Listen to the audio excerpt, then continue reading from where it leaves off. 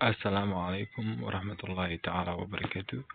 Kusoo dhawaada Macadka Bale Institute of Language and Development Skills. Casharkeena maanta Swahili wuxuu ku saabsan yahay vocali au irabu. Vocali au irabu. Waxaa laga wadaa shaqalada. Vocali waad dhihi kartaa, irabuna waad dhihi kartaa. Vocali waxaa loo garanayaa a, e, i. Irabuna waxaa loo garanayaa o, iyo u. waa inta lagu dhawaaqo carabka iyo ilkaha ee inta lagu dhawaaqo bishimaha iyo carabka. Tusaale hadaan bilaabno vocali iyo irabu. A afka lagu dhawaaqa a leedahay. E leedahay afka lagu dhawaaqa vocali waaye. I leedahay afka lagu dhawaaqa waa vocali waaye. Irabu waa inta u dhaxaysa carabka iyo ilkaha waxaa leedahay o leedahay.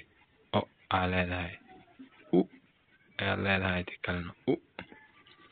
Vocali na au irabu. Vocali au irabu ni a, e, i, o, u. Vocali iyo irabu waxaa la dhahaa a, e, i, o, u. aan usoo gudubno consonanti. Consonantiga aan usoo gudubno